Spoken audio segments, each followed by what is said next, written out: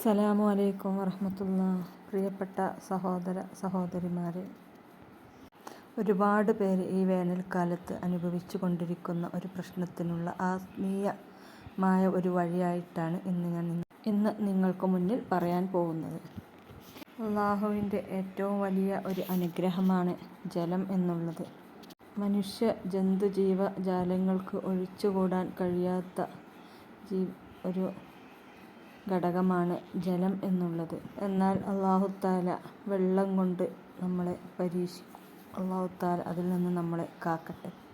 നമ്മുടെ വീട്ടിൽ നല്ല ശുദ്ധജലം ഉണ്ടായി കാണുക എന്നുള്ളത് നമുക്കൊക്കെ ഏറെ സന്തോഷം തരുന്ന ഒരു കാര്യമാണ്. ചില ആളുകൾക്ക് നല്ല ശുദ്ധജലം കിട്ടും, എന്നാൽ ചിലർക്ക് വെള്ളം ലഭിക്കാത്ത ഒരു അവസ്ഥയും ഉണ്ടാകും. ഇവിടെയാണ് നാം പ്രാർത്ഥനയുടെ കാര്യം ഓർക്കേണ്ടത്.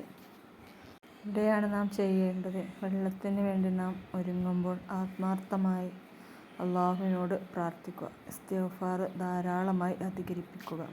പറഞ്ഞു വന്നത്, നമ്മളൊരു ജലത്തിൻ്റെ കിണർ കുഴിക്കുക അല്ലെങ്കിൽ ജലത്തിനെ പറ്റി വല്ല സ്രോതസ്സുകളും ആരംഭിക്കുമ്പോൾ നമ്മൾ നല്ലവണ്ണം അല്ലാഹുവിനോട് പ്രാർത്ഥിക്കുക. നല്ല സമൃദ്ധമായ വെള്ളത്തിന് വേണ്ടി. ആത്മീയമായി മഹാന്മാർ പറഞ്ഞു തന്ന ചില കാര്യങ്ങൾ പറയാം.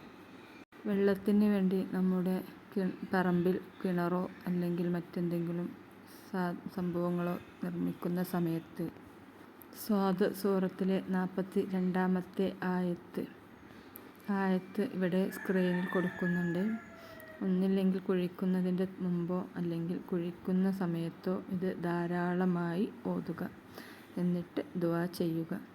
ഇത് വീട്ടിലുള്ളവർ ഓതിയാലും മതി. ഇങ്ങനെ ചെയ്താൽ വളരെ സമൃദ്ധമായ രീതിയിൽ നല്ല ശുദ്ധജലം ലഭിക്കും എന്ന് മിന്നത്തുർ റഹ്മാൻ ദുർറുൻ നളീം എന്ന കിതാബിലും വന്നിട്ടുണ്ട്.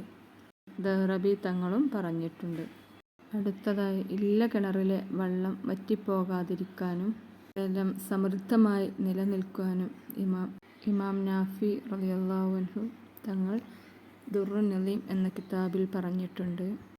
പുഴയിൽ നിന്നും ഒരു അല്പം മണലെടുത്ത് സൂറത്തുൽ ഫുർഖാനിലെ 48, 49 എന്ന ആയത്തുകൾ എന്നീ 2 ആയത്തുകൾ ഓതി. ആയത്തുകൾ രണ്ടും ഇവിടെ സ്ക്രീനിൽ കൊടുക്കുന്നുണ്ട്. തെറ്റാതെ നോക്കി ഓതുക. ഈ 2 ആയത്തുകൾ ഓതി പുഴയിൽ നിന്നെടുത്ത മണലിൽ ഊതി അത് നമ്മൾ ഉദ്ദേശിച്ച ഏത് കിണറാണോ ആ കിണറ്റിൽ ഇടുക.